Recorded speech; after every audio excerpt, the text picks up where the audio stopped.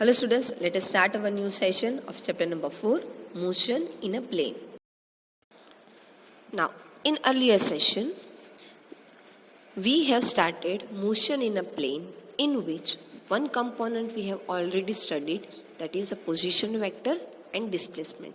Now let us understand another physical quantity, that is velocity. Basically, how we can define the velocity? Velocity is distance per time, and average velocity can be defined as the displacement carried out by the object divided by the time interval, that is a delta r by delta t. Now that r is defined as a vector, so that vector r is defined as a x of I plus y of j.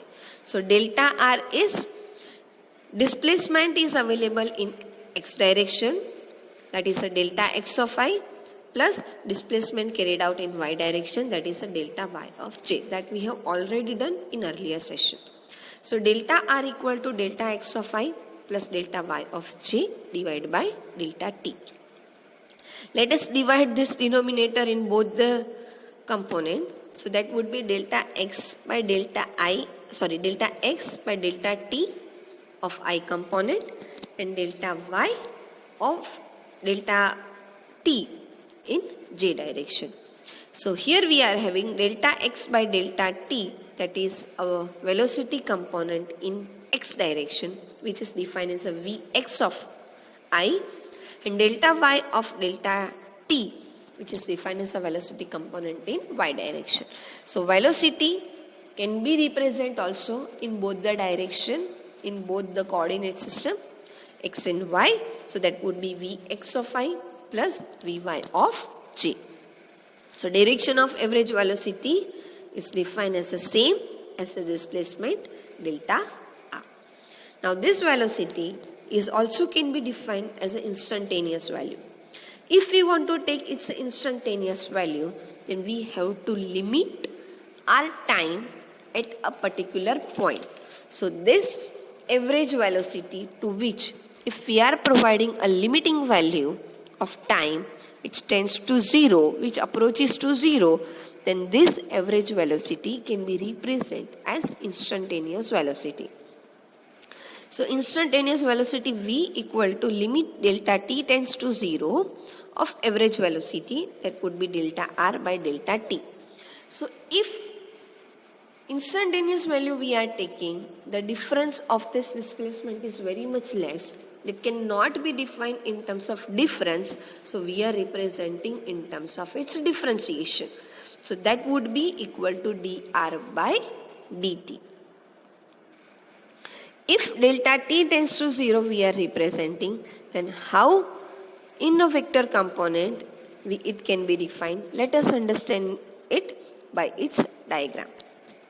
In diagram A, vector r and vector r1 are represented for the two different positions p and p1.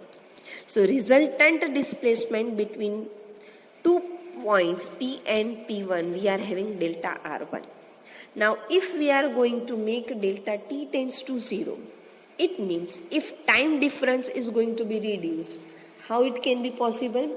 If position between 2 points also going to be reduced.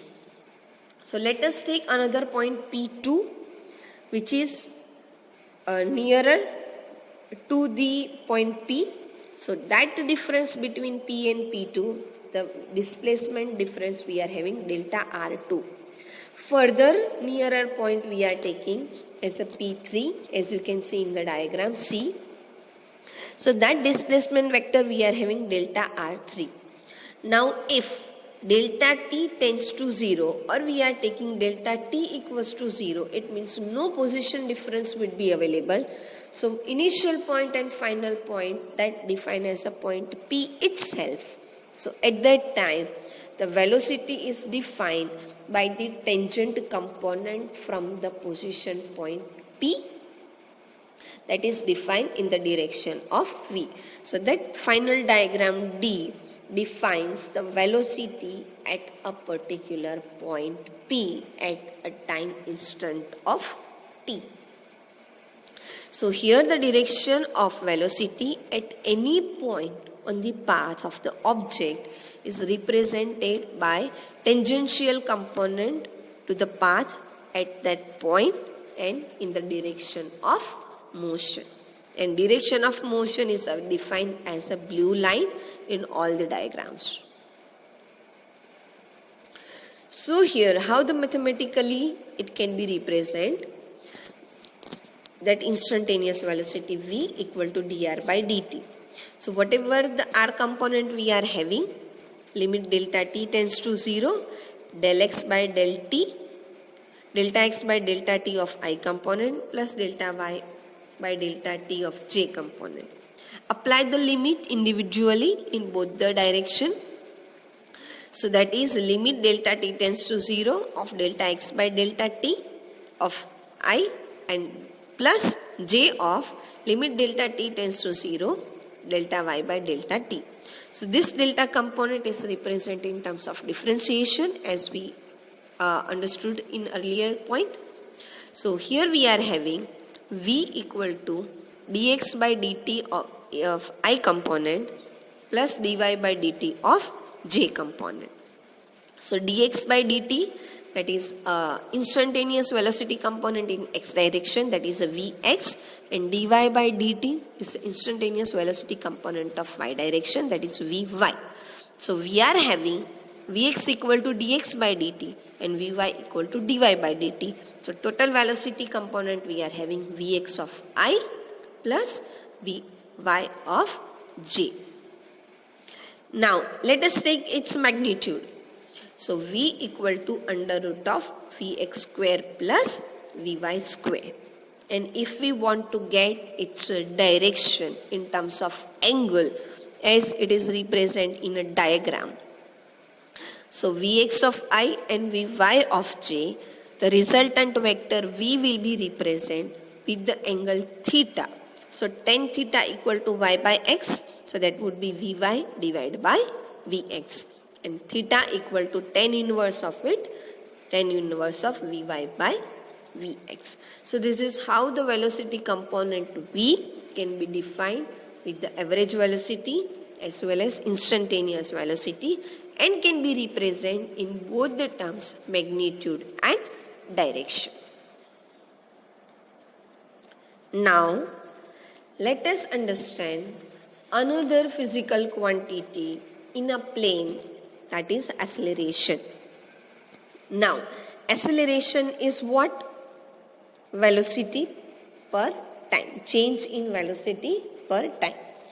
If we are taking its average acceleration of an object in a stipulated time delta t in both x and y direction, means in a plane, xy plane. So a equal to delta v by delta t, and delta v we have represented in earlier point in a velocity calculation. So v is what? Vx of I plus vy of j. Please substitute the value of velocity over here. So delta of vxi plus vy of j divided by delta t. Now again denominator defined in both the components. So delta vx of delta t of I component and delta vy by delta t in j component. So average acceleration also can be represented in x and y direction, that is ax of I plus ay of j. So this is what the average acceleration. Now again, as we represented instantaneous velocity, likewise we also can be defined instantaneous acceleration. If we want to define an instantaneous acceleration, so at that time, at a particular time instant, what is the acceleration of that object would be there? So we need to define delta t tends to 0, time interval approaches to 0. So a equal to limit delta t tends to 0 of delta v by delta t, or average acceleration a bar. So here substitute the value of delta v. So we are having A equal to I component of limit, apply the limit to the individual components. So I component of limit delta t tends to 0, delta Vx by delta t plus j of limit delta t tends to 0, delta Vy by delta t.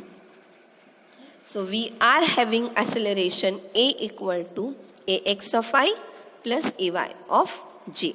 And Ax is what? Limit delta t tends to 0, delta Vx by delta t.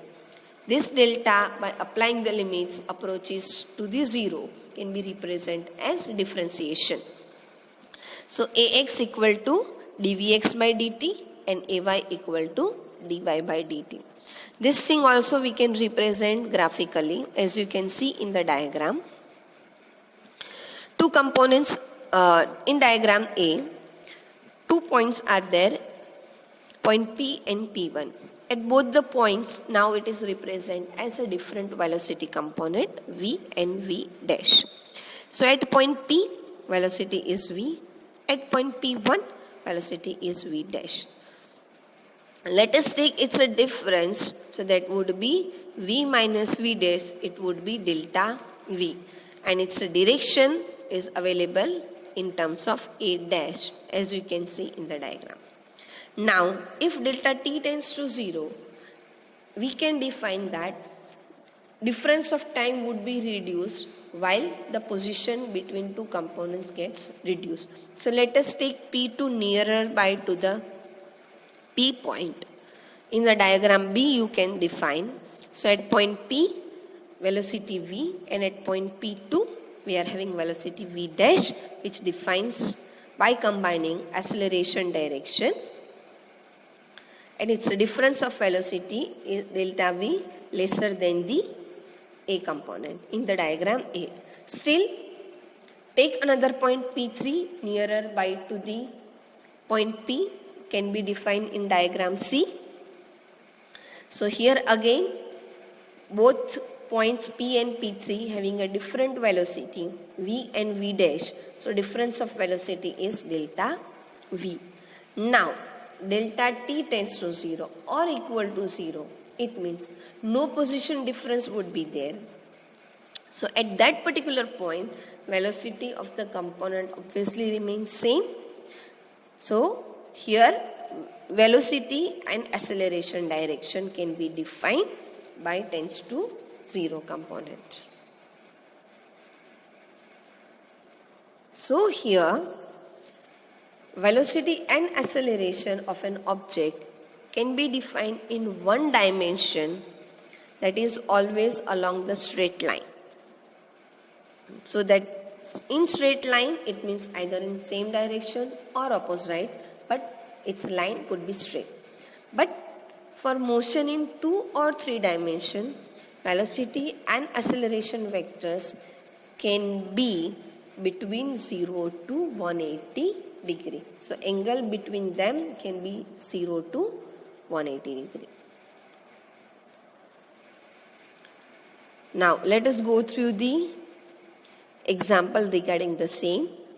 A position vector, a position of a particle is given by r equal to 3t I component plus 2j component plus 5k component of 2t, where t is defined in a second and the coefficient have the proper units of r to be in meters.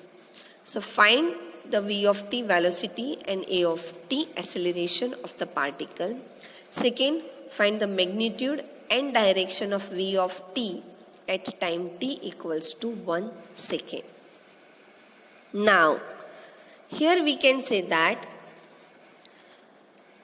r component is given, 3 of t I component, 2 of j I component and 5 of t square k component.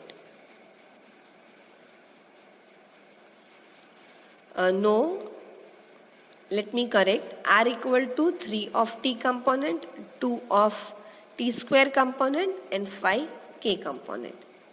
Now that if we, from the position r, if we want to determine its velocity, so velocity equal to dr by dt, the differentiation of position vector, that is a distance per time.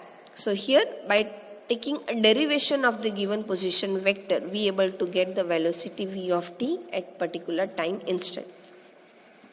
So here by taking its derivation, k component would be 0, there is a no time component is there, 3 having a 1 time component t, so its a differentiation would be 3, and j component having 2t square, so its differentiation would be 4t. So v of t equal to 3 of I plus 4t of j. Now if we want to determine acceleration, so acceleration equal to differentiation of velocity with respect to time, so that is dv of dt. Velocity component we have just determined, let us take derivation of it, then I component doesn't have any t value, so it would be 0, and j component having a t j value having a t component, that is 4t, so its differentiation would be 4j. So acceleration we are having 4 meter per second square in y direction. Now a second point, that we need to determine a magnitude of velocity component at time t equals to 1. So whatever the velocity equation we have determined, 3 of I plus 4t of j, in which substitute the value of t equal to 1 second. So we are having v equal to 3I plus 4j. Magnitude v equal to under root of 3 square plus 4 square equal to 5 meter per second. And direction theta equal to vy by vx. So theta equal to tan inverse vy by vx equal to tan inverse of 4 by 3. Vy component is 4. Vx component is 3. So tan inverse of 4 by 3, that is equal to 53 degree with x direction. Clear? Now let us understand a motion in a plane with constant acceleration. So here we are taking acceleration a is constant in xy plane. So with that time interval of that duration, acceleration is constant, that would be the equal value would be remaining. So let us take velocity at time t equals to 0, initial velocity v0, and at time t equals to t, we are having a velocity v. So acceleration equal to difference of velocity divided by difference of time. So a equal to v minus v0 divided by t minus 0. That is equal to v minus v0 by t. So the resultant equation we are having v equal to v0 plus at. Now let us define in particular direction. This is a vector component. So in x direction, velocity vx equal to v0x plus axt, and in y direction, velocity component vy equal to v0y plus ayt. Now let us define a position component. One equation we have determined by taking acceleration constant. Now let us take a position vectors. At a time t equals to 0, position vector is r0, and at a time t equals to t, we are having a position vector r. At that time t equals to 0, having a position vector r0, having a velocity v0. At a time equals to t, position vector r, having a velocity vector v. So in that a time duration of t, average velocity is what? V plus v0 by 2. So the displacement vector is defined as r minus r0 equal to average velocity. Average velocity v equal to difference of position divided by time. I repeat, average velocity v equal to difference of position divided by time, that is r dash minus r0 by t. That average velocity is substituted over here by v plus v0 by 2. So the resultant equation we are having r minus r0 equal to v plus v0 by 2 into t. Now v from the above equation, that is v equal to v0 plus at, which we have determined just above, which is substituted over here. So we are having v0 plus at plus v0 by 2 into t. By resolving this equation, we are having v0t plus 1/2 at square. So the position vector r equal to r0 plus v0t plus 1/2 at square. Here, if we are taking a derivation of r, that is dr by dt, so we are having the position vectors r equal to, in x and y direction, x equal to x0 plus v0x plus 1/2 at square, and in y direction the position vector we are having y0 plus v0 yt plus 1/2 at square. So here we can define a motion in x and y direction independently with its position vector. So this is what a motion in a plane in two-dimensional defined as a two separate one-dimensional component with its acceleration with perpendicular direction. Here we are going to end this session. Hope you understood. Thank you.